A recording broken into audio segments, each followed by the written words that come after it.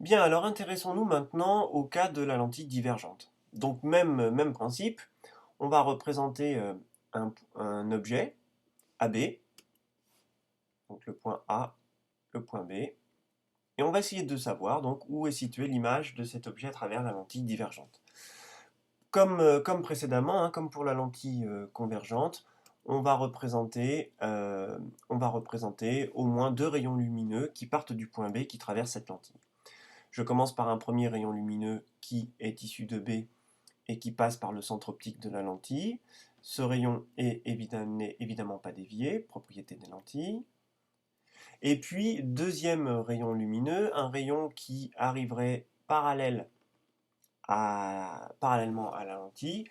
Alors vous savez que ce rayon doit repartir par F'. Alors, attention, ce rayon lumineux, il poursuit son chemin vers la droite. Hein, c'est pas un miroir, la lentille n'est pas un miroir, le rayon ne revient pas. Alors, comment dessiner un rayon lumineux qui part à droite et qui passe par F'?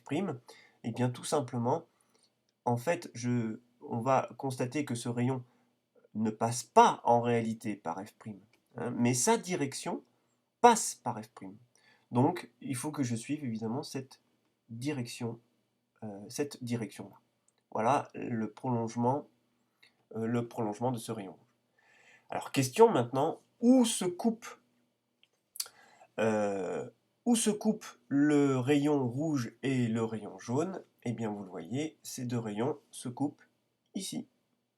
Alors, est-ce que ces deux rayons se coupent réellement? Ben non, vous voyez, j'ai une intersection avec un rayon que j'ai représenté en pointillé. Donc cette intersection n'est pas réelle, donc ça signifie que l'image B' que je vais avoir ici, je ne vais pas la dessiner tout de suite, elle sera évidemment virtuelle.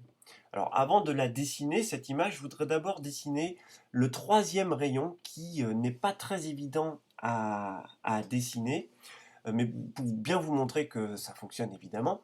Alors ce troisième rayon, je le représente en bleu, et si vous vous rappelez des constructions précédentes, la particularité de ce rayon, c'est que donc il partait évidemment du point B, mais devait passer par F. Alors là encore, je ne peux pas le faire passer par le point F, puisque j'ai la lentille ici, mais vous voyez que sa direction passe par F. Bon, c'est pas très bien, oh là, c'est pas très bien fait sur mon dessin, mais sa direction passe par le point F. La particularité de ce rayon lumineux que je viens de représenter en bleu, c'est que puisqu'il passe par F, quand il repart de la lentille, c'est la propriété des lentilles, hein, quand il repart de la lentille, eh bien ce rayon est parallèle à l'axe optique. Alors vous voyez maintenant que ce troisième rayon bleu, où est-ce qu'il coupe le rayon rouge et le rayon bleu?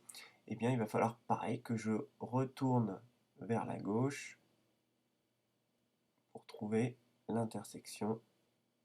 Et vous voyez que l'intersection de ces trois rayons lumineux est bien ici.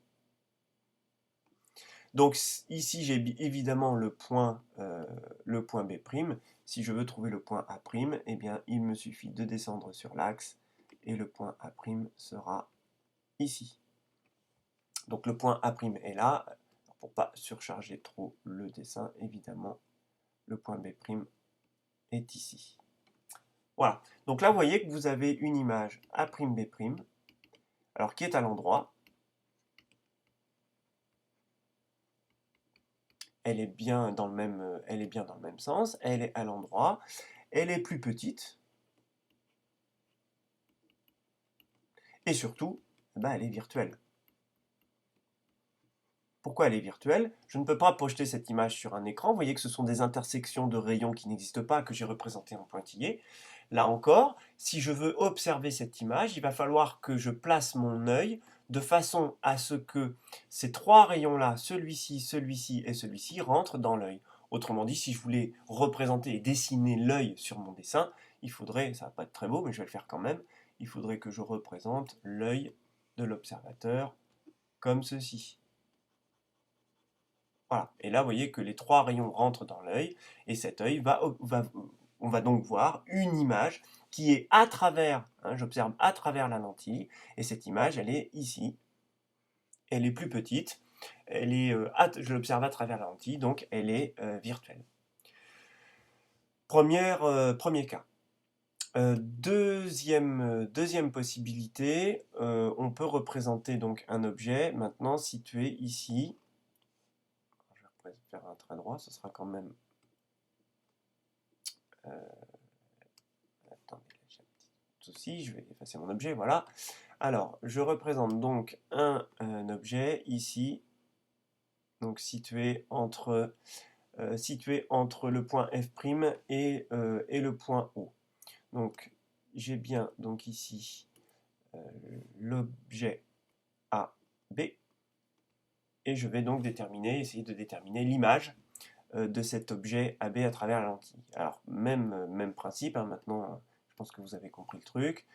Un rayon lumineux qui passe par le centre de la lentille et qui n'est pas dévié. Un rayon lumineux qui arrive parallèlement à l'axe optique et qui repart par F'.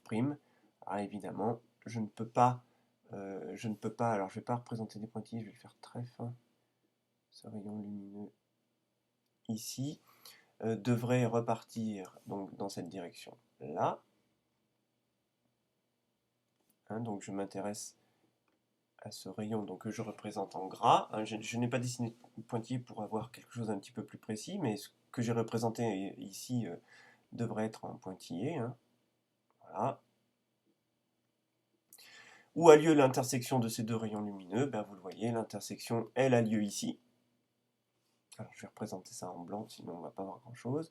L'intersection a lieu ici, donc ce qui signifie que le point A', je dessinerai tout à l'heure, hein, mais le point A' va forcément être quelque part par là. Là encore, on pourrait dessiner un rayon, le rayon bleu. Alors le rayon bleu, lui, c'est un rayon qui vient de B et qui passerait par F. Alors je vais dessiner la direction pareil en très fin pour avoir quand même quelque chose d'assez précis. Donc qui suit cette direction-là. Alors ce rayon bleu, il part du point B, il arrive sur la lentille, il continuerait son chemin par F, donc je le représente en pointillé. Mais la propriété de ce rayon, c'est qu'il repart parallèlement à l'axe optique. Donc, où a lieu l'intersection? Eh bien, l'intersection, vous voyez, a lieu quelque part ici à gauche, et je retrouve bien évidemment la position A', B'. Donc ici, l'image est encore ici, hein, l'image A', B' est ici, et comme tout à l'heure, vous voyez, alors vous voyez, c'est le même cas que tout à l'heure, eh bien l'image A', B', elle est à l'endroit, elle est plus petite, et elle est virtuelle. Pourquoi virtuelle? Car elle est située à gauche de la lentille. Et là encore, si je veux observer, je ne vais pas dessiner, hein, mais si je veux dessiner, si je veux observer cette image, il va donc falloir placer l'œil de l'observateur. Bon, tant pis, je le fais. Il va falloir évidemment placer l'œil d'observateur ici, hein, pour que les rayons lumineux rentrent dans l'œil de l'observateur. Voilà le deuxième cas de la lentille convergente. Alors et enfin le troisième cas.